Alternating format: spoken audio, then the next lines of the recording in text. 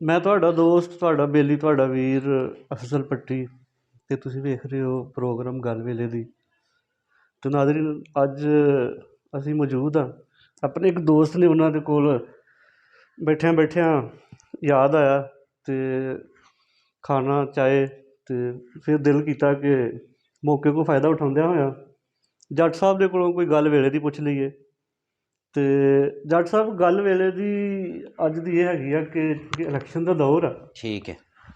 ਔਰ ਹੋਰ 8-10 ਦਿਨ ਦੇ ਬਾਅਦ ਇਲੈਕਸ਼ਨ ਤੋਂ ਬਾਅਦ ਕੋਈ ਵੀ ਮੁਮਕਿਨ ਆ ਜਿਹੜੀ ਵੀ ਕੋਈ ਹੁਕੂਮਤ ਆਉਣੀ ਆ, ਇਸ ਮੁਲਕ ਦੇ ਵਿੱਚ ਇੱਕ ਸਿਆਸੀ ਸੈਟਅਪ ਸਾਰਾ ਸਿਲਸਿਲਾ ਚੇਂਜ ਹੋ ਰਿਹਾ ਵਾ। ਠੀਕ। ਅਜੇ ਤਾਂ ਕੋਈ ਪਤਾ ਨਹੀਂ ਚੱਲਦਾ ਪਿਆ, ਸਾਰੇ ਜਿੱਤ ਕੇ ਬੈਠੇ ਹੋਏ ਨੇ, ਜਿਹਨੂੰ ਫੋਲੋ ਸਾਰੇ ਉਹੀ ਕਹਿੰਦਾ ਮੈਂ ਇਹੋ ਹੀ ਨਾਰੇ ਮਾਰਨ ਦੇ ਜੀ ਅਸੀਂ ਜਿੱਤ ਗਏ ਤੇ ਫਲਾਣਾ ਹਾਰ ਗਿਆ, ਤੇ ਅਸੀਂ ਜਿੱਤੇ ਹੋਏ ਹਾਂ।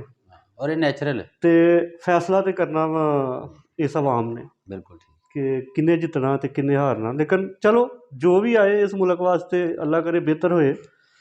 ਤੇ ਮੈਂ ਇਹ ਚਾਹਾਂਗਾ ਕਿ ਤੁਸੀਂ ਕੁਛ ਐਸੀਆਂ ਗੱਲਾਂ, ਕੁਛ ਐਸੇ ਮਸ਼ਵਰੇ, ਕੋਈ ਚੀਜ਼ਾਂ ਅੱਜ ਆਪਣੇ ਇਸ ਮੀਡੀਆ ਦੇ ਥਰੂ ਪਹੁੰਚਾਓ ਉਹਨਾਂ ਆਉਣ ਵਾਲੇ ਹੁਕਮਰਾਨਾਂ ਤੱਕ, ਕਿ ਉਹਨਾਂ ਨੂੰ ਕਿਹੜੀਆਂ ਕਿਹੜੀਆਂ ਚੀਜ਼ਾਂ, ਕਿਹੜੇ ਕਿਹੜੇ ਮਾਮਲਾਤ ਕਿਸ ਤਰੀਕੇ ਦੇ ਨਾਲ ਕਰਨੇ ਚਾਹੀਦੇ, ਜਿਹਦੇ ਨਾਲ ਸਾਡੇ ਮੁਲਕ ਦੀ ਬਿਹਤਰੀ ਹੋਏ, ਜਿਹਦੇ ਨਾਲ ਸਾਡੇ ਲੋਕਾਂ ਦੀ, ਸਾਡੇ ਕੌਮ ਦੀ ਬਿਹਤਰੀ ਹੋਏ। ਤੁਸੀਂ ਕੀ ਇਹਦੇ ਬਾਰੇ 'ਚ ਕੁਛ ਦੱਸੋ।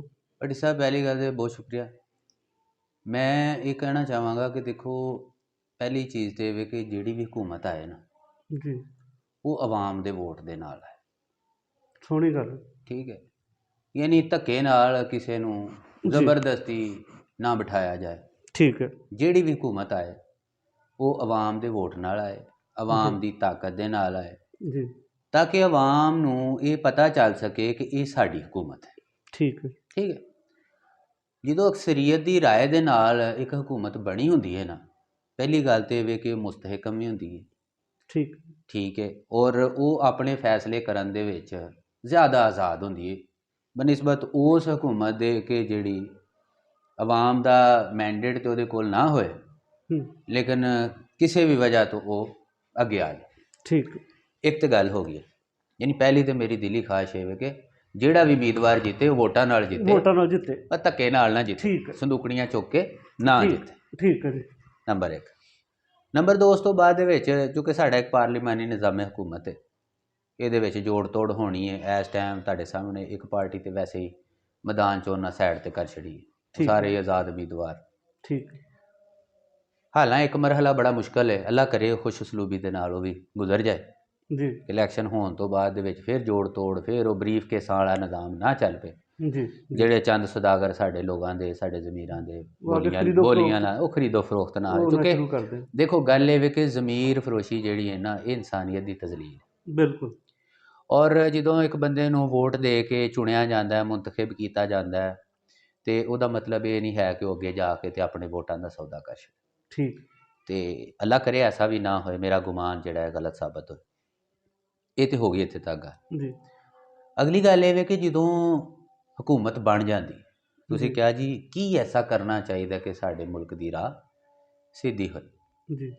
ਦੇਖੋ ਯਾਰ, ਮੁਲਕ ਹੋਏ, ਘਰ ਹੋਏ, ਇਹਦਾ ਚਲਾਉਣ ਦਾ ਤਰੀਕਾਕਾਰ ਇੱਕ ਹੀ ਹੈ। ਠੀਕ। ਤੁਸੀਂ ਵੇਚਦੇ ਕੀ ਹੋ ਅਤੇ ਖਰੀਦਦੇ ਕੀ ਹੋ ਜੀ, 100 ਗੱਲਾਂ ਦੀ ਇੱਕ ਗੱਲ। ਠੀਕ ਹੈ, ਬਿਲਕੁਲ ਠੀਕ। ਦੁਨੀਆ ਦੇ ਅੰਦਰ ਕਿਸੇ ਵੀ ਸ਼ਖਸ ਦੀ ਜਾਂ ਕਿਸੇ ਵੀ ਰਿਆਸਤ ਦੀ ਇੱਜ਼ਤ ਉਹਦੀ ਮਈਸ਼ਤ ਦੇ ਨਾਲ ਜੁੜੀ ਹੈ। ਯਾਨੀ ਅਗਰ ਤੁਹਾਡੀ ਮਈਸ਼ਤ ਤਗੜੀ ਹੈ ਤਾਂ ਹਰ ਬੰਦਾ ਤੁਹਾਨੂੰ ਇੱਜ਼ਤ ਦੀ ਨਜ਼ਰ ਨਾਲ ਦੇਖਦਾ। ਠੀਕ। ਅਗਰ ਤੁਹਾਡੀ ਮਈਸ਼ਤ ਕਮਜ਼ੋਰ ਹੈ, ਤੁਸੀਂ ਜਿੱਡੇ ਮਰਜ਼ੀ ਗਿਆਨੀ ਬਾਬਾ ਬਣ ਜਾਓ, ਜਿੱਡੇ ਮਰਜ਼ੀ ਫਿਲਾਸਫਰ ਬਣ ਜਾਓ, ਤੁਹਾਡੀ ਗੱਲ ਸੁਣਨ ਵਾਸਤੇ ਦੂਸਰਾ ਬੰਦਾ ਤਿਆਰ ਨਹੀਂ ਹੁੰਦਾ। ਸਹੀ। ਲਿਹਾਜ਼ਾ ਸਭ ਤੋਂ ਪਹਿਲਾ ਫੋਕਸ ਸਾਡਾ ਮਈਸ਼ਤ ਤੇ ਹੋਣਾ ਚਾਹੀਦਾ। ਅੱਛਾ, ਹੁਣ ਤੁਹਾਡੇ ਦਿਲ 'ਚ ਗੱਲ ਆਏਗੀ ਕਿ ਜੀ ਮਈਸ਼ਤ ਬਰਾਹ ਰਾਸਤ ਕਿਸ ਤਰ੍ਹਾਂ, ਮਤਲਬ ਬਿਲਕੁਲ ਨਹੀਂ ਹੋ ਸਕਦਾ। ਔਰ ਮਈਸ਼ਤ ਜੁੜੀ ਹੈ ਤੁਹਾਡੇ ਸਿਆਸੀ ਇਸਤਹਿਕਾਮ ਦੇ ਨਾਲ। ਠੀਕ। ਔਰ ਸਿਆਸੀ ਇਸਤਹਿਕਾਮ ਉਦੋਂ ਆਏਗਾ ਜਦੋਂ ਆਵਾਮ ਦੇ ਆਪਣੇ ਚੁਣੇ ਹੋਏ ਨੁਮਾਇੰਦੇ ਉਹਨਾਂ ਦੇ ਉੱਤੇ ਹੁਕੂਮਤ ਕਰਨਗੇ। ਠੀਕ। ਠੀਕ ਹੋਗਾ। ਅੱਛਾ, ਤੁਹਾਨੂੰ ਇਹਦੇ ਵਾਸਤੇ ਇਸਲਾਹਤ ਕਰਨੀਆਂ ਪੈਣਗੀਆਂ। ਅਗਰ ਹੁਕੂਮਤ ਬਣ ਗਈ ਹੈ, ਅਗਰ ਮੈਂ ਜਿਵੇਂ ਸ਼ੁਰੂ 'ਚ ਗੱਲ ਕੀਤੀ, ਜੇ ਤਾਂ ਅਵਾਮੀ ਹੁਕੂਮਤ ਆਏਗੀ ਤਾਂ ਉਹਦੇ ਵਾਸਤੇ ਮਈਸ਼ਤ ਨੂੰ ਸੰਭਾਲਣਾ ਆਸਾਨ ਹੋਏਗਾ ਬਨਿਸਬਤ ਕਿ ਦੂਸਰੀ ਦੇ ਜੀ। ਕਿਉਂਕਿ ਖਾਲੀ ਤੁਹਾਡੀ ਅੱਛੀ ਅੰਗਰੇਜ਼ੀ ਬੋਲਣ ਨਾਲ ਜਾਂ ਤੁਸੀਂ ਬਹੁਤ ਜ਼ਿਆਦਾ ਪੜ੍ਹ ਲਿਖ ਜਾਓ ਤੇ ਉਹਦੇ ਨਾਲ ਮਾਮਲਾਤ ਨਹੀਂ ਹੁੰਦੇ। ਤੁਹਾਨੂੰ ਮੇਨ ਚੀਜ਼ ਚਾਹੀਦੀ ਹੁੰਦੀ ਹੈ ਕਾਨਫੀਡੈਂਸ। ਠੀਕ। ਮੈਂ ਤੁਹਾਨੂੰ ਦੱਸਾਂ, ਅਸੀਂ ਘਰਾਂ ਤੋਂ ਪਿੰਡਾਂ ਵਾਲੇ ਲੋਕ ਹਾਂ, ਘਰੋਂ ਨਿਕਲੀ ਦਾ ਨਾ ਤੇ ਬੇਬੇ ਥਪਕੀ ਮਾਰ ਦਿੰਦੀ ਹੈ ਨਾ, ਪੁੱਤਰ ਜਾ ਤੈਨੂੰ ਸੱਤੇ ਖੈਰਾਂ ਨੇ। ਤੁਸੀਂ ਜਿੰਨੀ ਮਰਜ਼ੀ ਉੱਥੇ ਮਿਹਨਤ ਕਰਦੇ ਹੋ, ਜਿੰਨੀ ਮਰਜ਼ੀ ਦੌੜ ਭੱਜ ਕਰਦੇ ਹੋ, ਲੇਕਿਨ ਉਹ ਸਾਰੇ ਪਿੱਛੇ ਜਿਹੜੀ ਉਹ ਥਪਕੀ ਹੁੰਦੀ ਹੈ ਨਾ, ਉਹ ਕਮਾਲ ਚੀਜ਼ ਹੁੰਦੀ ਹੈ ਜੀ ਯਾਨੀ ਤੁਹਾਡਾ ਕਾਨਫੀਡੈਂਸ, ਤੁਹਾਡਾ ਮੁਰਾਲ, ਜੀ ਉਹ ਚੀਜ਼ ਬੁਲੰਦ ਕਰਦੀ। ਜੀ ਇਸੇ ਤਰ੍ਹਾਂ ਜਿਹੜੀ ਅਵਾਮੀ ਹਕੂਮਤ ਦੇ ਪਿੱਛੇ ਮਾਰਲ ਅਥਾਰਟੀ ਹੁੰਦੀ ਹੈ ਨਾ, ਉਹ ਆਵਾਮ ਦਾ ਦਿੱਤਾ ਹੋਇਆ ਵੋਟ, ਉਹਦਾ ਕਾਨਫੀਡੈਂਸ, ਉਹਦਾ ਇਤਮਾਦ ਹੁੰਦਾ ਠੀਕ। ਕਿ ਤੁਸੀਂ ਲੜੋ, ਦੁਨੀਆ ਦੇ ਕਿਸੇ ਕੋਨੇ ਤੇ ਵੀ ਜਿਹੜੀ ਵੀ ਗੱਲ ਕਰਨੀ ਹੈ ਸਾਡੇ ਬਿਹਾਫ ਤੇ ਕਰੋ, ਅਸੀਂ ਤੁਹਾਡੇ ਪਿੱਛੇ ਜੀ ਅਸੀਂ ਤੁਹਾਡੇ ਪਿੱਛੇ। ਇਸ ਵਾਸਤੇ ਮੈਂ ਕਹਿ ਰਿਹਾ ਕਿ ਅਵਾਮੀ ਹਕੂਮਤ ਦਾ ਹੋਣਾ ਬਹੁਤ ਜ਼ਰੂਰੀ ਹੈ। ਜੀ ਉਸ ਤੋਂ ਬਾਅਦ ਵਿੱਚ ਮਈਸ਼ਤ ਕਿਵੇਂ ਠੀਕ ਹੋ ਸਕਦੀ ਹੈ। ਮੈਂ ਬਹੁਤ ਜ਼ਿਆਦਾ ਨਿਟੀ ਗਰੀਟੀ 'ਚ ਨਹੀਂ ਜਾਂਦਾ, ਤੁਹਾਨੂੰ ਪਤਾ ਮੈਂ ਸਿੱਧੀਆਂ ਸਿੱਧੀਆਂ ਗੱਲਾਂ ਕਰਨ ਵਾਲਾ ਬੰਦਾ। ਜੀ ਮੈਂ ਲੋਕਾਂ ਨੂੰ ਦੱਸਣਾ ਸ਼ੁਰੂ ਕਰ ਦਿਆਂਗੇ ਜੀ GDP ਹੈ ਤੇ GDP ਇਹ ਟੈਕਨੀਕਲ ਚੀਜ਼ਾਂ ਜੀ ਮੋਟੀ ਜੀ ਗੱਲ ਹੈ, ਸਾਦਾ ਲਫ਼ਜ਼ਾਂ ਸਮਝਣ ਵਾਸਤੇ। ਸਾਰੀ ਮਈਸ਼ਤ ਠੀਕ ਕਰਨ ਵਾਸਤੇ ਤੁਹਾਡੇ ਕੋਲ ਸਿੰਗਲ ਪੁਆਇੰਟ ਫਾਰਮੂਲਾ ਇਮਾਨਦਾਰੀ। ਠੀਕ। ਸਿਰਫ ਤੁਸੀਂ ਇਮਾਨਦਾਰ ਹੋ ਜਾਓ, ਜੀ ਤੁਹਾਡੇ ਕੋਲ ਸਭ ਕੁਝ ਪਿਆ ਹੈ। ਜੀ ਮਸਲਨ ਇਮਾਨਦਾਰੀ ਤੋਂ ਕਿੰਨੀਆਂ ਚੀਜ਼ਾਂ ਨੇ ਤੁਹਾਡੀਆਂ ਜਿਹੜੀਆਂ ਬਿਹਤਰ ਹੋਣਗੀਆਂ। ਨੰਬਰ 1, ਤੁਹਾਡੀ ਖੇਤੀ ਹੈ ਨਾ, ਜੀ ਜਿਹੜਾ ਖੇਤੀ ਬੀਜਣ ਵਾਲਾ ਅਗਰ ਉਹ ਇਮਾਨਦਾਰ ਹੋ ਜੇ, ਜੀ ਖਰੀਦਣ ਵਾਲਾ ਇਮਾਨਦਾਰ ਹੋ ਜੇ, ਜੀ ਔਰ ਟਾਈਮ ਨਾਲ ਅੱਗੇ ਵੇਚਣ ਵਾਲਾ ਇਮਾਨਦਾਰ ਹੋ ਜੇ, ਜੀ ਤੇ ਦੁਨੀਆ ਦੇ ਵਿੱਚ ਪਹੁੰਚਾਉਣ ਵਾਲਾ ਇਮਾਨਦਾਰ ਹੋ ਜੇ, ਜੀ 70% ਤੁਸੀਂ ਜ਼ਰਾਤ ਲਈ ਫਿਰਦੇ। ਜੀ ਤੁਹਾਡੀ ਕਾਟਨ ਇੰਡਸਟਰੀ ਗਰੋ ਕਰੇਗੀ, ਜੀ ਤੁਹਾਡੀ ਸ਼ੂਗਰ ਇੰਡਸਟਰੀ, ਸੀਮੈਂਟ ਇੰਡਸਟਰੀ, ਜੀ ਦੁਨੀਆ ਜਹਾਨ ਦੀਆਂ ਸਹੂਲਤਾਂ ਤੁਹਾਡੇ ਮੁਲਕ ਦੇ ਅੰਦਰ ਆਲਰੇਡੀ ਵਸਾਇਲ ਹੈ ਨੇ। ਵਸਾਇਲ ਦੀ ਭਰਮਾਰ ਐਸਾ ਨਹੀਂ ਹੈ। ਤੁਸੀਂ ਸੁਣਦੇ ਆਏ ਹੋਗੇ ਵੀ ਬਚਪਨ ਤੋਂ ਸੁਣਦੇ ਆ ਰਹੇ ਜੀ ਇੱਥੇ ਇੰਨੇ ਜ਼ਖਾਇਰ, ਇੰਨੇ ਜ਼ਖਾਇਰ। ਗੱਲ ਇਹ ਵੀ ਕੌਮਾਂ ਬਰਬਾਦ ਕਿਉਂ ਹੋਈਆਂ ਨੇ। ਜੀ ਅਫਰੀਕਾ ਦੇ ਵਿੱਚ ਕਿਆ ਵਸਾਇਲ ਨਹੀਂ ਹੈ, ਸੋਨੇ ਦੀਆਂ ਕਾਨਾਂ, ਹੀਰੇ, ਠੀਕ। ਲੇਕਿਨ ਭੁੱਖ ਕਿਉਂ ਹੈ? ਸਿਰਫ ਬੇਈਮਾਨੀ ਦੀ ਵਜ੍ਹਾ, 2 ਨੰਬਰੀ ਦੀ ਵਜ੍ਹਾ। ਜੀ ਸਿਰਫ ਸਾਡੇ ਮੁਲਕ ਦੇ ਅੰਦਰ, ਔਰ ਮੈਂ ਇਹ ਨਹੀਂ ਕਹਿੰਦਾ ਇਹਦੇ ਪਿੱਛੇ ਤੁਸੀਂ ਮੌਲਵੀਆਂ ਨੂੰ ਲਾ ਦਿਓ ਜੀ ਅਸੀਂ ਇੰਜ ਕਰ ਦਿਆਂਗੇ, ਉਹ ਕਰ। ਵਾਇਜ਼ ਤਬਲੀਗ ਕਤਨ ਨਹੀਂ ਚਾਹੀਦੀ, ਮਾਜ਼ਰਤ। ਕਿਸੇ ਨੂੰ ਗੱਲ ਬੁਰੀ ਲੱਗੇ, ਮਾਜ਼ਰਤ। ਅੱਜ ਦਾ ਦੌਰ ਅਗਰ ਤੁਸੀਂ ਦੁਨੀਆ ਨੂੰ ਇਮਾਨਦਾਰ ਕਰਨਾ ਨਾ, ਤੇ ਉਹਦੇ ਵਾਸਤੇ ਤੁਹਾਨੂੰ ਆਟੋਮੇਸ਼ਨ ਲੈ ਕੇ ਆਉਣੀ ਪਏਗੀ। ਮਸਲਨ ਮੈਂ ਇੱਕ ਮਿਸਾਲ ਦੇਣਾ ਤੁਹਾਨੂੰ ਕਿ ਤੁਸੀਂ ਟੂਲ ਪਲਾਜ਼ਿਆਂ ਦੇ ਉੱਤੇ ਦੇਖਿਆ ਹੋਏਗਾ ਕਿ ਅਕਸਰ ਉਹ ਪਰਚੀਆਂ ਦਾ ਰੌਲਾ ਹੁੰਦਾ ਸੀ, ਜੀ ਉਹ ਜੀ ਇੰਨੇ ਪੈਸੇ ਉਹ ਫਲਾਣਾ ਖਾ ਗਏ, ਇੰਨੇ ਉਹ ਖਾ ਗਏ, ਇੰਨੇ ਉਹ ਖਾ ਗਏ। ਜੀ ਸਿਰਫ ਤੁਸੀਂ ਇੱਕ ਕੰਮ ਕੀਤਾ, ਇੱਕ ਐਪ ਮੁਤਾਰਫ ਕਰਵਾਤੀ, ਆਟੋ ਡੰਡਾ ਚੁੱਕਿਆ ਜਾਂਦਾ, ਨਾ ਲੰਮੀਆਂ ਲੈਣਾ, ਨਾ ਕੁਛ ਨਾ ਕੁਛ। ਇਹ ਪਿਛਲੇ ਦੌਰ 'ਚ ਹੋਇਆ ਜੀ ਬਿਲਕੁਲ। ਉਸ ਆਟੋਮੇਸ਼ਨ ਦਾ ਨਤੀਜਾ ਕੀ ਨਿਕਲਿਆ ਕਿ ਉਹ ਕਰਪਸ਼ਨ ਫਰੀ ਹੋ ਗਿਆ ਕੰਮ। ਜੀ ਯਾਨੀ ਉਹ ਆਟੋਮੈਟਿਕਲੀ ਅਕਾਊਂਟ ਦੇ ਵਿੱਚ ਪੈਸੇ ਚਲੇ ਜਾਂਦੇ ਨੇ, ਤੁਹਾਡੇ ਅਕਾਊਂਟ 'ਚੋਂ ਕੱਟੇ ਜਾਂਦੇ ਨੇ। ਯਾਨੀ ਅਗਰ ਤੁਸੀਂ ਮਈਸ਼ਤ ਨੂੰ ਬਿਹਤਰ ਕਰਨਾ ਹੈ ਤੇ ਇਮਾਨਦਾਰੀ, ਤੇ ਇਮਾਨਦਾਰੀ ਦੇ ਵਿੱਚ ਮਸ਼ੀਨ ਜਿਹੜੀ ਹੈ ਜੀ ਡਿਜੀਟਲ ਕਰ ਦਿਓ ਚੀਜ਼ਾਂ, ਡਿਜੀਟਲ ਕਰ ਦਿਓ। ਠੀਕ ਹੈ। ਜਦੋਂ ਤੁਸੀਂ ਚੀਜ਼ਾਂ ਨੂੰ ਡਿਜੀਟਲਾਈਜੇਸ਼ਨ ਦੇ ਵਾਸਤੇ ਚਲੇ ਜਾਓਗੇ ਨਾ, ਆਟੋਮੈਟਿਕਲੀ ਓਨੈਸਟੀ ਆਉਣੀ ਸ਼ੁਰੂ ਹੋ ਜਾਏਗੀ, ਬਿਲਕੁਲ ਫੇਅਰ ਚੀਜ਼ਾਂ ਹੋਣੀਆਂ ਸ਼ੁਰੂ ਹੋ ਜਾਣਗੀਆਂ। ਜੀ ਮਸਲਨ ਤੁਸੀਂ ਆਨਲਾਈਨ ਕੋਈ ਚੀਜ਼ ਟਿਕਟ ਬੁੱਕ ਕਰਨੀ ਹੈ, ਆਨਲਾਈਨ ਤੁਸੀਂ ਕੋਈ ਚੀਜ਼ ਪਰਚੇਜ਼ ਕਰਨੀ ਹੈ, ਜੀ ਈਵਨ ਤੁਸੀਂ ਬਿੱਲ ਜਮ੍ਹਾਂ ਕਰਵਾਉਣਾ ਹੈ, ਬਿੱਲ ਦੇਖਣਾ, ਚੀਜ਼ਾਂ ਨੂੰ ਆਨਲਾਈਨ ਕਰੋ, ਜੀ ਵੈਰੀਫਿਕੇਸ਼ਨ ਕਰਾਉਣ। ਯਾਨੀ ਜਿੰਨਾ ਹਿਊਮਨ ਇਨਵੋਲਵਮੈਂਟ ਤੁਹਾਡੀ ਘਟਦੀ ਜਾਏਗੀ ਨਾ, ਕਿਉਂਕਿ ਸਾਡੇ ਮਿਜ਼ਾਜ ਚੇਂਜ ਨਹੀਂ ਹੋਣੇ, ਆਮ ਸੌਰੀ ਟੂ ਸੇ, ਸਾਡਾ ਮਿਜ਼ਾਜ ਇੱਕ ਡਿਵੈਲਪ ਹੋ ਗਿਆ ਇਹਦਾ ਕਿ ਜਨਾਬ ਅਸੀਂ ਜਿੱਥੇ ਸਾਡਾ ਦਾ ਲੱਗਦਾ ਨਾ ਅਸੀਂ ਲਾ ਲੈਣਾ। ਜੀ ਦੂਸਰੀ ਬਾਤ, ਕਾਨੂੰਨ ਤੁਹਾਡੇ ਕੋਲ ਬੜੇ ਨੇ, ਨਵੇਂ ਬਣਾਉਣ ਦੀ ਲੋੜ ਕੋਈ ਨਹੀਂ। ਜੀ ਕਾਨੂੰਨ ਦੀ ਅਮਲਦਾਰੀ ਹੋਏ ਜਿਹਦੇ ਵਿੱਚ ਆਮ ਆਦਮੀ ਦਾ ਇਤਮਾਦ ਵੀ ਪੁਲਿਸ 'ਤੇ ਓਨਾ ਹੀ ਹੋਏ ਜਿੰਨਾ ਕਿ ਇੱਕ ਖਾਸ ਆਦਮੀ ਦਾ ਹੁੰਦਾ। ਠੀਕ ਹੈ। ਤੁਹਾਨੂੰ ਆਪਣੀ ਪੁਲਿਸਿੰਗ ਠੀਕ ਕਰਨੀ ਪਏਗੀ। ਪੁਲਿਸ ਇੱਕ ਐਸਾ ਅਦਾਰਾ ਹੈ ਕਿ ਜਿਤਨਾ ਵੀ ਕ੍ਰਾਈਮ ਹੈ ਉਹ ਸਾਰਾ ਇਹਨੇ ਡੀਲ ਕਰਨਾ ਹੁੰਦਾ, ਹਰ ਕਿਸਮ ਦਾ। ਬਿਲਕੁਲ ਬਿਲकुल। ਅੱਗੋਂ ਪੁਲਿਸ ਦੀਆਂ ਮੁਖਤਲਿਫ ਸ਼ਕਲਾਂ ਨੇ, ਕੋਈ FIA, ਕੋਈ ਦੂਸਰਾ ਤੀਸਰਾ, ਸਾਈਬਰ ਕ੍ਰਾਈਮ ਵਿੰਗ, ਫਲਾਣਾ ਵਿੰਗ, ਫਲਾਣਾ, ਉਹ ਲਹਿਦਾ ਬਾਤ। ਲੇਕਿਨ ਪੁਲਿਸ ਕਮਿਊਨਿਟੀ ਦੀ ਸਭ ਤੋਂ ਬੜੀ ਹੌਸਲਾ ਦੇਣ ਵਾਲੀ, ਸਮਝ ਲਓ ਕਿ ਇੱਕ ਐਸਾ ਅਦਾਰਾ ਹੈ ਕਿ ਜਿਹੜਾ ਸਭ ਤੋਂ ਜ਼ਿਆਦਾ ਹੌਸਲਾ ਆਮ ਸ਼ਹਿਰੀ ਨੂੰ ਪੁਲਿਸ ਦਿੰਦਾ ਦੁਨੀਆ ਦੇ ਵਿੱਚ। ਠੀਕ। ਔਰ ਸਾਡੇ ਬਦਕਿਸਮਤੀ ਦੇ ਨਾਲ ਇੰਨਾ ਅਸੀਂ ਲੋਕ ਚੋਰਾਂ ਕੋਲੋਂ ਨਹੀਂ ਡਰਦੇ ਜਿੰਨਾ ਪੁਲਿਸ ਕੋਲੋਂ ਡਰਦੇ। ਜੀ ਮਤਲਬ ਇਹ ਅੱਛੀ ਚੀਜ਼ ਨਹੀਂ ਹੈ, ਇਹ ਨੈਗੇਟਿਵ ਚੀਜ਼ ਹੈ। ਜੀ ਡਰ ਕਾਨੂੰਨ ਦਾ ਹੋਣਾ ਚਾਹੀਦਾ, ਰਾਈਟ। ਲੇਕਿਨ ਅਸੀਂ ਕਾਨੂੰਨ ਦੀ ਵਜ੍ਹਾ ਤੋਂ ਨਹੀਂ ਡਰ ਰਹੇ ਹੁੰਦੇ। ਅਸੀਂ ਡਰ ਰਹੇ ਹੁੰਦੇ ਕਿ ਯਾਰ ਰੋਕ ਲਿਆ ਨਾ ਤੇ ਬਸ ਹੁਣ ਕੁਛ ਨਾ ਕੁਛ ਦੇ ਕੇ ਜਾਣਾ ਪੈਣਾ। ਮੈਂ ਗਲਤ ਤਾਂ ਨਹੀਂ ਕਹਿ ਰਿਹਾ। ਠੀਕ ਠੀਕ ਇਹ ਉਹ ਸਾਰੀਆਂ ਚੀਜ਼ਾਂ ਨੇ ਕਿ ਜਿਹਦੇ ਵਿੱਚ ਸਾਨੂੰ ਇਸਲਾਹਾਤ ਦੀ ਬਹੁਤ ਅਸ਼ਦ ਜ਼ਰੂਰਤ ਹੈ। ਜੀ ਮਸਲਨ ਇੱਕ IG ਹੈ ਨਾ, ਉਹ ਖੁਦ ਮੁਖਤਾਰ ਹੋਏ ਆਪਣੇ ਅਦਾਰੇ ਨੂੰ ਠੀਕ ਕਰਨ ਵਾਸਤੇ, ਆਪਣੀ ਪਾਲਿਸੀਜ਼ ਨੂੰ ਇੰਪਲੀਮੈਂਟ ਕਰਨ ਵਾਸਤੇ, ਔਰ ਕਿਸੇ ਏਜੰਸੀ ਦਾ ਕਿਸੇ ਦੂਸਰੇ ਅਦਾਰੇ ਦਾ ਉਹਦੇ ਅੰਦਰ ਇਨਫਲੂਐਂਸ ਨਾ ਹੋਵੇ। ਸਹੀ ਸੇਮ ਇਸੇ ਤਰ੍ਹਾਂ ਹੀ ਜਿਤਨੇ ਵੀ ਬਾਡੀਜ਼ ਪਾਕਿਸਤਾਨ ਦੇ ਸਟਰਕਚਰ ਨੂੰ ਚਲਾ ਰਹੀਆਂ ਨੇ, ਯਾਨੀ ਇਹਦੇ ਵਿੱਚ ਹੈ ਨੇ, ਖਾਓ ਵਾਪਡਾ ਹੈ, ਖਾਓ ਆਰਮੀ ਹੈ, ਖਾਓ ਆਪਣਾ ਪੈਟਰੋਲੀਅਮ ਹੈ, ਵਟਐਵਰ ਜੋ ਵੀ ਹੈ, ਇਹਨਾਂ ਸਾਰਿਆਂ ਦੇ ਅੰਦਰ ਖੁਦ ਮੁਖਤਾਰੀ ਲੈ ਕੇ ਆਈ ਜਾਏ।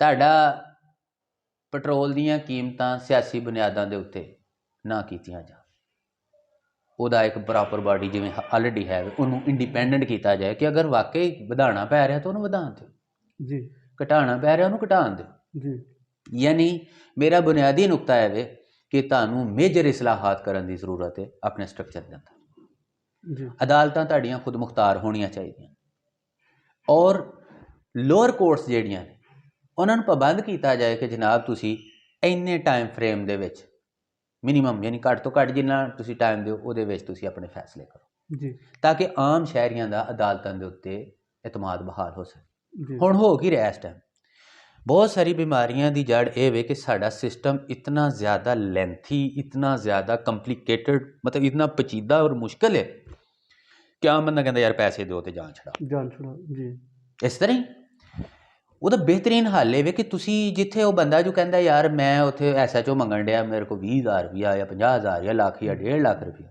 ਮੈਨੂੰ ਪਤਾ ਮੈਂ ਅਦਾਲਤ 'ਤੇ ਜਾਣਾ, ਉੱਥੇ ਮੇਰਾ ਫੈਸਲਾ ਹੋ ਜਾਣਾ, ਮੈਨੂੰ ਕੀ ਲੋੜ ਇਹਨੂੰ ਰਿਸ਼ਵਤ ਦੇਣ ਦੀ। ਠੀਕ ਕਿਉਂ ਨਹੀਂ ਹੋ ਰਿਹਾ? ਉਹਦੀ ਵਜ੍ਹਾ ਇਹ ਵੇ ਕਿ ਅਦਾਲਤਾਂ ਡਿਲੀਵਰ ਨਹੀਂ ਕਰ ਪਾ ਰਹੀ। ਇੱਕ ਕੇਸ ਮੈਂ ਹੁਣ ਤੁਹਾਨੂੰ ਇੱਕ ਮਿਸਾਲ ਦੇ ਦੇਣਾ, ਸਾਡੇ ਪਿੱਛੇ ਕੰਪਨੀ ਦਾ ਕੋਈ ਕੇਸ ਸੀ, ਉਹ ਸਾਡੇ ਕੁਝ ਦੋਸਤਾਂ ਨੂੰ ਕੰਪਨੀ ਨੇ ਫਾਰਗ ਕਰਤਾ, ਉਹਨਾਂ ਦੇ ਵਾਜਬਾਤ ਜਿਹੜੇ ਰੋਕ ਲਏ। ਉਹ 2 ਸਾਲ ਹੋ ਗਏ ਨੇ ਵਿਚਾਰੇ ਕੇਸ ਫਾਈਟ ਕਰਨ ਦੇ, ਫੈਸਲੇ ਨਹੀਂ ਹੋ ਰਹੇ। ਜੀ ਹਾਲਾਂਕਿ ਸਿੰਪਲ ਫੈਸਲਾ ਹੈ ਕਿ ਭਾਈ ਤੂੰ ਹਾਂ ਇਹਨਾਂ ਦੇ ਪੈਸੇ ਦੇਣੇ ਨੇ, ਉਹਨਾਂ ਕਹਿਣਾ ਹਾਂ ਜੀ ਦੇਣੇ ਨੇ, ਜੀ ਤੇ ਦਿੰਦੇ ਕਿਉਂ ਨਹੀਂ? ਜੀ ਦਿਓ ਨਾ, ਦਵੋ ਬਿਲਕੁਲ। 3 ਦਿਨਾਂ ਦੇ ਵਿੱਚ ਇਹਦੇ ਨਾਲੋਂ ਪਰਿਆ ਫੈਸਲਾ ਛੇਤੀ ਕਰ ਛੱਡ। ਠੀਕ। ਇਹ ਕਿਹੜੀ ਐਸੀ ਗੱਲ ਸੀ ਉਹਦੇ ਉਸ ਫਲਸਫੇ ਦੇ ਵਿੱਚ ਕਿ ਜਿਹੜਾ ਰਜਿਸਟਰ ਫੋਲਣਾ ਫੋਲੋ, ਕਿਉਂ ਨਹੀਂ ਫੋਲਦੇ? ਵਜ੍ਹਾ ਇਹ ਵੇ ਕਿ ਮਾਮਲਾਤ ਬੜੇ ਅਜੀਬੋ ਗਰੀਬ ਕਿਸਮ ਦੇ, ਹਰ ਜਗ੍ਹਾ ਤੇ ਲੈਣ ਦੇਣ ਇਹ ਉਹ ਰਿਸ਼ਵਤਖੋਰੀ ਹਰਾਮਖੋਰੀ ਚੱਲ ਰਹੀ। ਮੈਂ ਤੁਹਾਨੂੰ ਜਿਵੇਂ ਕਿਹਾ ਨਾ, ਬੁਨਿਆਦੀ ਨੁਕਤਾ ਇਮਾਨਦਾਰੀ, ਔਰ ਇਮਾਨਦਾਰੀ ਵਾਸਤੇ ਕਾਨੂੰਨ ਦੀ ਅਮਲਦਾਰੀ ਹੋਣਾ ਬਹੁਤ ਜ਼ਰੂਰੀ ਹੈ। ਮਤਲਬ ਉਹਦੇ ਵਿੱਚ ਤੁਸੀਂ ਅਗਰ ਇਹ ਕਹੋ ਕਿ ਇੰਡੀਵਿਜੂਅਲੀ ਹਰ ਬੰਦਾ ਇਮਾਨਦਾਰ ਹੋ ਜਾਏਗਾ ਤਾਂ ਫਿਰ ਮੁਲਕ ਚੱਲਣਾ, ਇੰਜ ਕਿਤੇ ਵੀ ਨਹੀਂ ਹੈ। ਮਸਲਨ ਇਹਦੀ ਮਿਸਾਲ ਇਹ ਵੇ ਕਿ ਤੁਸੀਂ ਮੋਟਰਵੇ ਤੇ ਚੜ੍ਹਦੇ ਸੀਟ ਬੈਲਟ ਬੰਨ੍ਹ ਲੈਂਦੇ ਜੀ, ਬੰਦਾ ਤੇ ਉਹੀ ਹੁੰਦਾ, ਥੱਲੇ ਉਤਰਦੇ ਤੇ ਲਾ ਛੱਡਦੇ ਜੀ, ਗੱਡੀ ਵੀ ਉਹੀ ਹੈ, ਗੱਡੀ ਵੀ ਉਹੀ ਹੈ, ਬੰਦਾ ਵੀ ਕੁਛ। ਇਹਦਾ ਮਤਲਬ ਕੀ ਹੈ ਕਿ ਉੱਥੇ ਚੜ੍ਹਦੇ ਨੂੰ ਪਤਾ ਇੱਥੇ ਭਾਈ 750 ਦੇ ਚਲਾਨ, ਜਾਂ ਹੁਣ ਮੇਰਾ ਹਾਲ ਜ਼ਿਆਦਾ ਹੋ ਗਿਆ ਜੀ, ਹੁਣ ਜ਼ਿਆਦਾ ਹੋ ਗਏ ਨੇ। ਤੇ ਜੇ ਉਸੇ ਹੀ ਸੀਟ ਬੈਲਟ ਨਾ ਬੰਨਣ ਦਾ ਚਲਾਨ 50,000 ਹੋਏ ਤੇ ਕੋਈ ਮਾਈ ਦਾ ਲਾਲ ਬਗੈਰ ਸੀਟ ਬੈਲਟ ਦੇ ਗੱਡੀ ਚਲਾਏਗਾ? ਨਹੀਂ, ਹਿੰਮਤ ਹੀ ਨਹੀਂ ਕਰਦਾ। ਤੁਹਾਡੇ ਜੁਰਮਾਨੇ ਤਗੜੇ ਹੋਣੇ ਚਾਹੀਦੇ। ਜੀ ਠੀਕ ਹੈ, ਤੁਹਾਡਾ ਮੈਰਿਟ ਜਿਹੜਾ ਉਹ ਤਗੜਾ ਹੋਣਾ ਚਾਹੀਦਾ। ਲੇਕਿਨ ਜੱਜ ਸਾਹਿਬ ਉਹਦੇ 'ਚ ਇਹ ਵੀ ਚੀਜ਼ ਤੇ ਆ ਜਾਂਦੀ ਹੈ ਨਾ ਕਿ ਤਗੜੇ ਹੋ ਜਾਣ, ਲੇਕਿਨ ਦੋ ਤਾਂ ਨਾ ਹੋਣ ਕਿ ਮੇਰੇ ਵਾਸਤੇ ਹੈ ਤੁਹਾਡੇ ਵਾਸਤੇ ਨਹੀਂ ਹੈ। ਇਹ ਗੱਲ ਨਾ, ਇਹਦੇ ਵਾਸਤੇ ਹੀ ਤੁਹਾਨੂੰ ਮੇਜਰ ਠੀਕ ਹੈ। ਰਿਫਾਰਮਸ ਕਰਨੀਆਂ ਪੈਣਗੀਆਂ, ਤੁਹਾਨੂੰ ਇਸਲਾਹਾਤ ਦੀ ਬਹੁਤ ਜ਼ਿਆਦਾ ਜ਼ਰੂਰਤ ਹੈ। ਜੀ ਇਸੇ ਤਰ੍ਹਾਂ ਹੀ ਅਗਰ ਆਰਮੀ ਦੀ ਗੱਲ ਕਰ ਲਓ, ਆਰਮੀ ਠੀਕ ਹੈ, ਪਾਕਿਸਤਾਨ ਦੇ ਦਫਾ ਦਾ ਬੜਾ ਅਜ਼ੀਮ ਅਦਾਰਾ, ਲੇਕਿਨ ਉਹਦਾ ਕੰਮ ਸਿਰਫ ਦਫਾ ਕਰਨਾ ਹੋਏ, ਠੀਕ ਹੈ, ਉਹਦਾ ਕੰਮ ਸੀਮਟ ਬਣਾਉਣਾ ਜਾਂ ਦੂਜੇ ਤੀਜੇ ਚੱਕਰ ਨਹੀਂ ਹੋਣਾ ਚਾਹੀਦਾ। ਆਮ ਸੌਰੀ ਟੂ ਸੇ, ਬੁਰਾ ਲੱਗੇ ਤੇ ਲੇਕਿਨ ਹਕੀਕਤ ਹੈ। ਠੀਕ ਹੈ, ਦਵਾਈਆਂ ਵੇਚਣ ਦੇ ਨੇ, ਖਾਦਾਂ ਵੇਚਣ ਦੇ, ਸੀਮਟ ਵੇਚਣ ਦੇ, ਇਹ ਕੰਮ ਤਾਂ ਨਹੀਂ ਹੈ। ਐਸੇ ਤਰੀਕੇ ਦੇ ਨਾਲ ਹੋਰ ਕੋਈ ਅਦਾਰਾ ਸਾਡੇ ਹੁਣ ਸੁਸਾਇਟੀਆਂ ਦਾ ਜੰਗਲ ਫੈਲਿਆ ਭਾਈ, ਇਹਨਾਂ ਦੇ ਕੰਮ ਨਹੀਂ। ਬੰਦੂਕ ਤੁਹਾਡਾ ਚਲਾਉਣਾ ਕੰਮ ਤੁਸੀਂ ਉਹ ਚਲਾਓ। ਜੱਜਾਂ ਦਾ ਕੰਮ ਇਨਸਾਫ ਦੇਣਾ, ਸਿਆਸਤ ਕਰਨਾ ਨਹੀਂ। ਸਾਡਾ ਪ੍ਰੋਬਲਮ ਇਹ ਵੇ ਕਿ ਹਰ ਬੰਦਾ ਦੂਸਰੇ ਦੇ ਕੰਮ ਦੇ ਵਿੱਚ ਵੜ ਰਿਹਾ, ਆਪਣਾ ਕੰਮ ਕਿਸੇ ਨੂੰ ਨਹੀਂ ਆਉਂਦਾ। ਮੇਰੀ ਗੱਲ ਸਮਝ ਰੱਖਣੀ, ਅਦਾਲਤਾਂ ਦੇ ਵਿੱਚ ਕੇਸ ਲੜ ਕੇ ਲੋਕਾਂ ਦੀਆਂ ਨਸਲਾਂ ਤਬਾਹ ਹੋ ਜਾਂਦੀਆਂ, ਲੇਕਿਨ ਅਸੀਂ ਇਹ ਵੀ ਦੇਖਿਆ ਜੱਜ ਸਾਹਿਬ ਉੱਥੋਂ ਉੱਠਣਗੇ ਜਾ ਕੇ ਛਾਪੇ ਮਾਰਨੇ ਸ਼ੁਰੂ ਕੀਤੇ ਹੁੰਦੇ ਨੇ ਲੋਕਾਂ ਦੇ ਘਰਾਂ 'ਚ। ਪਿਛਲਾ ਦੌਰ ਗੁਜ਼ਰਿਆ, ਹੁਣ ਵੀ ਮਤਲਬ ਕਈਆਂ ਨੂੰ ਫੇਮ ਕਿ ਜੀ ਉਹ ਕੈਮਰੇ ਮੀਡੀਆ ਦੇ ਉੱਤੇ ਗੱਲ ਆਏਗੀ, ਵਾਹ ਵਾਹ ਕਿਆ ਬਾਤ ਹੈ, ਜੱਜ ਸਾਹਿਬ ਤੇ ਬੜੇ ਮੁਤਹਰਕ ਹੋ ਗਏ। ਭਾਈ ਤੁਹਾਡੇ ਫੈਸਲੇ ਬੋਲਣੇ ਚਾਹੀਦੇ ਨੇ, ਤੁਹਾਡਾ ਕੰਮ ਇਹ ਨਹੀਂ ਹੈ। ਆਮ ਸੌਰੀ, ਤੁਸੀਂ ਆਪਣਾ ਕੰਮ ਕਰੋ ਸੀਟ ਤੇ ਬਹਿ ਕੇ ਜਿਹੜਾ ਤੁਹਾਨੂੰ ਕੰਮ ਦਿੱਤਾ ਗਿਆ। ਅਗਰ ਤੁਹਾਨੂੰ ਉਹ ਕੰਮ ਅੱਛਾ ਨਹੀਂ ਲੱਗ ਰਿਹਾ, ਅਸਤੀਫਾ ਦਿਓ, ਦੂਸਰਾ ਕਰ ਲਓ। ਇਟ ਇਜ਼ ਯੋਰ ਚੋਇਸ ਨਾ, ਤੁਹਾਡੀ ਆਪਣੀ ਚੋਇਸ ਹੈ, ਤੁਹਾਡਾ ਆਪਣਾ ਇੰਤਖਾਬ। ਜੀ ਤੁਸੀਂ ਇਸ ਚੱਕਰ 'ਚ ਕਿਉਂ ਪੈਂਦੇ ਹੋ ਕਿ ਜਨਾਬ ਮੈਂ ਇੱਥੇ ਬੈਠਾ ਹਾਂ ਤੇ ਮੈਨੂੰ ਫੌਜੀ ਚੰਗਾ ਨਹੀਂ ਲੱਗਦਾ, ਫੌਜੀ ਕਹਿੰਦੇ ਲੈ ਤੁਹਾਡੇ ਕੋਲ ਸਿਆਸਤ ਨਹੀਂ ਹੁੰਦੀ, ਮੈਂ ਕਰਕੇ ਵਿਖਾਣਾ ਤਾਂ। ਨਤੀਜਾ ਇਹ ਨਿਕਲਦਾ ਉਹ ਭਾਈਆ ਆਪਣਾ ਕੰਮ ਤੇ ਕਰ ਨਹੀਂ ਸਕਦਾ, ਦੂਜੇ ਦੇ ਜੱਟ ਸਾਹਿਬ ਤੁਸੀਂ ਕਿਸੇ ਵੀ 1 2 3 ਅਦਾਰਿਆਂ ਨੂੰ ਨਹੀਂ, ਫਿਰ ਓਵਰਆਲ ਤੁਸੀਂ ਸਟਰਕਚਰ ਦੀ ਗੱਲ ਕਰੋ ਨਾ। ਇੰਝ ਹੀ ਹੈ ਕਿ ਜਿਸ ਟਾਈਮ ਸਾਡਾ ਸਟਰਕਚਰ ਠੀਕ ਹੋਏਗਾ ਉਹਦੇ ਵਿੱਚ ਹਰ ਬੰਦਾ ਆਪਣੇ ਆਪਣੇ ਫਰੇਮ 'ਚ ਕੰਮ ਕਰੇ ਤੇ ਇਸ ਤਰ੍ਹਾਂ ਦੇ ਯਾਰ ਤੁਸੀਂ ਇਹ ਦੱਸੋ। ਦੂਸਰਾ ਇੱਕ ਹੋਰ ਗੱਲ, ਇਹ ਜਿਹੜਾ ਸ਼ਾਹਾਨਾ ਪ੍ਰੋਟੋਕੋਲ ਵਾਲਾ ਸਿਸਟਮ ਹੈ ਨਾ, ਇਹ ਖਤਮ ਹੋਣਾ ਚਾਹੀਦਾ। ਕੋਈ ਨਹੀਂ ਤੁਹਾਨੂੰ ਮਾਰਦਾ। ਹੁਣ ਮੇਰੀ ਗੱਲ ਸੁਣੋ, ਇਹ ਹੀ ਸਾਰੇ MNA MPA ਮਾਰੇ ਫਿਰਦੇ ਨੇ ਵੀ ਸਾਨੂੰ ਵੋਟ ਦੇ ਸਾਨੂੰ, ਹੁਣ ਇਹਨਾਂ ਨੂੰ ਕੋਈ ਡਰ ਨਹੀਂ ਲੱਗਦਾ। ਕੱਲ ਜਿਸ ਟਾਈਮ ਇਹਨਾਂ ਨੇ ਜਿੱਤਣ ਤੋਂ ਬਾਅਦ ਆਪਣੇ ਹਲਕਿਆਂ 'ਚ ਆਉਣਾ ਤੇ ਜਨਾਬ ਇਹਨਾਂ ਦੇ ਨਾਲ ਗੱਡੀਆਂ ਹੋਣੀਆਂ, ਉਦੋਂ ਇਹਨਾਂ ਨੂੰ ਖੌਫ ਆ ਜਾਂਦਾ, ਉਦੋਂ ਇਹਨਾਂ ਨੂੰ ਸਿਕਿਉਰਿਟੀ ਚਾਹੀਦੀ। ਕਿਉਂ ਜੀ? ਅੱਜ ਗਲੀ ਹੁਣ ਨਹੀਂ ਇਹਨਾਂ ਨੂੰ ਕੋਈ ਮਾਰ ਸਕਦਾ, ਹਵੇਲੀਆਂ ਦੇ ਵਿੱਚ ਨਹੀਂ ਹੁਣ ਵੀ ਤਾਂ ਮਾਰ ਸਕਦਾ ਨਾ। ਹੁਣ ਇਹਨਾਂ ਨੂੰ ਕੋਈ ਖੌਫ ਨਹੀਂ, ਹੁਣ ਤੇ ਨੱਸੇ ਫਿਰਦੇ ਨੇ ਹਰ ਪਾਸੇ। ਇਹਦਾ ਮਤਲਬ ਇਹ ਵੇ ਸਾਨੂੰ ਆਪਣੀ ਪਹਿਲੇ ਤਾਂ ਮੈਂਟੈਲਿਟੀ ਚੇਂਜ ਕਰਨੀ ਪਏਗੀ। ਸਾਡੀ ਹਕੂਮਤ ਕੋਈ ਵੀ ਹੋਵੇ ਉਹਨਾਂ ਨੂੰ ਇਹ ਸੋਚਣਾ ਪਏਗਾ ਕਿ ਅਸੀਂ ਇਸ ਮੁਲਕ ਵਾਸਤੇ ਹਕੂਮਤ ਕਰ ਰਹੇ ਹਾਂ, ਆਪਣੀ ਜ਼ਾਤ ਵਾਸਤੇ ਨਹੀਂ ਕਰ ਰਹੇ। ਆਮ ਸੌਰੀ, ਮਾਜ਼ਰਤ ਨਾਲ ਜੇ ਤੁਸੀਂ ਇਹ ਕਰਦੇ ਰਹੋਗੇ ਮੁਲਕ ਕਦੇ ਵੀ ਅੱਗੇ ਨਹੀਂ ਵਧੇਗਾ। ਤੁਸੀਂ ਦੇਖੋ ਸਾਡਾ ਬਹੁਤ ਹਾਈਲੀ ਅਫੀਸ਼ੀਅਲ ਆਦਮੀ ਜਿਹੜਾ ਇੱਥੋਂ ਜਾਂਦਾ ਹੈ ਨਾ ਬਾਹਰ ਦੇ ਮੁਲਕਾਂ 'ਚ, ਆਮ ਸ਼ਹਿਰੀ ਦੀ ਤਰ੍ਹਾਂ ਜ਼ਿੰਦਗੀ ਗੁਜ਼ਾਰਦਾ। ਐਗਜ਼ੈਕਟਲੀ ਐਸਾ ਹੀ ਮੈਂ ਗਲਤ ਤਾਂ ਨਹੀਂ ਕਹਿ ਰਿਹਾ। ਮਤਲਬ ਉੱਥੇ ਇਸ਼ਾਰੇ 'ਤੇ ਖਲੋਣਾ ਪਏਗਾ, ਖਲੋਂਦੇ ਜੀ।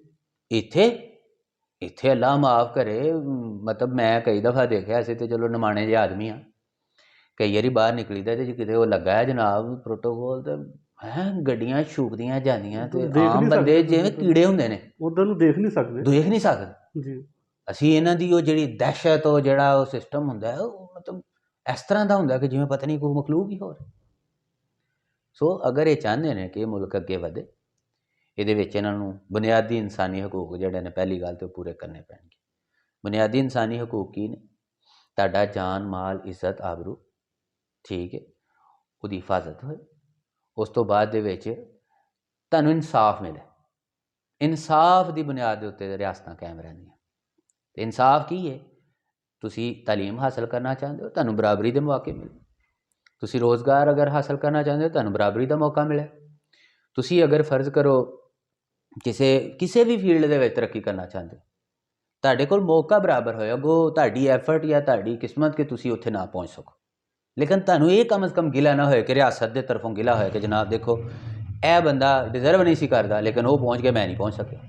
ਤੁਸੀਂ ਆਪਣੇ ਮੁਕਾਬਲੇ ਦੀ ਦੌੜ, ਸਾਰੀ ਗੱਲ ਅਗਰ 100 ਬੰਦਾ ਦੌੜ ਰਿਹਾ ਤਾਂ 100 ਬੰਦਾ ਤਾਂ ਇੱਕ ਪੋਜੀਸ਼ਨ ਨਹੀਂ ਲੈ ਸਕਦਾ। ਸੋਚ ਕੋਈ ਇੱਕ ਬੰਦਾ ਆਏਗਾ ਨਾ, ਲੇਕਿਨ ਉਹ ਇੱਕ ਉਹ ਹੋਏ ਜਿਹਦੇ 90 ਨੰਬਰ ਹੋਣ, ਨਾ ਕਿ 17 ਨੰਬਰ ਵਾਲਾ। ਮੇਰੀ ਗੱਲ ਸਮਝ ਰਹੇ? ਔਰ ਇਹ ਮੈਰਿਟੋਕ੍ਰੇਸੀ, ਲੇਕਿਨ ਇਹ ਉਸੇ ਹੀ ਸੂਰਤ ਦੇ ਵਿੱਚ ਹੋਏਗੀ ਮੈਂ ਜਦੋਂ ਸ਼ੁਰੂ ਗੱਲ ਕੀਤੀ ਸੀ ਕਿ ਜਨਾਬ ਤੁਹਾਡੀ ਹਕੂਮਤ ਅਵਾਮੀ ਹੋਏ। ਜਦੋਂ ਹਕੂਮਤ ਮੈਰਿਟ 'ਤੇ ਹੋਏਗੀ ਨਾ ਤੇ ਉਹ ਫੈਸਲੇ ਵੀ ਮੈਰਿਟ 'ਤੇ ਕਰੇ। ਇਹ ਗੱਲ ਤੇ ਆਪਾਂ ਚੌਰ ਸਾਹਿਬ ਹਮੇਸ਼ਾ ਦੀ ਤਰ੍ਹਾਂ ਹਰ ਚੀਜ਼ ਦੇ ਉੱਤੇ ਬਹੁਤ ਜ਼ਿਆਦਾ ਗਹਿਰੇ ਚਲੇ ਜਾਂਦੇ ਨੇ ਅਤੇ ਉਹ ਸਾਡੇ ਨਾਜ਼ਰੀਨ ਵੀ, ਸੁਣਨ ਵਾਲੇ ਵੀ ਮਹਿਸੂਸ ਕਰਨ ਲੱਗ ਪੈਂਦੇ ਨੇ। ਅਤੇ ਗੱਲ ਨੂੰ ਹੁਣ ਥੋੜ੍ਹਾ ਸਾਰਾ ਸਮੇਟ ਰਿਹਾ ਇਸ ਲਤੀਫੇ 'ਤੇ, ਔਰ ਸੱਚ ਵੀ ਆ, ਹਕੀਕਤ ਵੀ ਆ।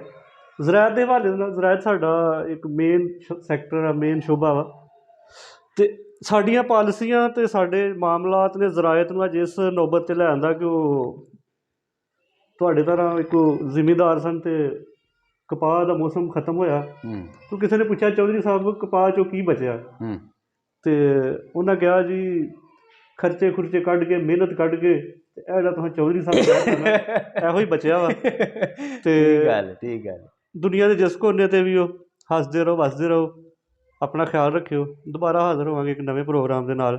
ਮੈਨੂੰ ਅਤੇ ਮੇਰੇ ਵੀਰ ਜ਼ੁਲਫਕਾਰ ਜੱਟ ਨੂੰ ਇਜਾਜ਼ਤ ਦੇਵੋ। ਰੱਬ ਰਾਖਾ।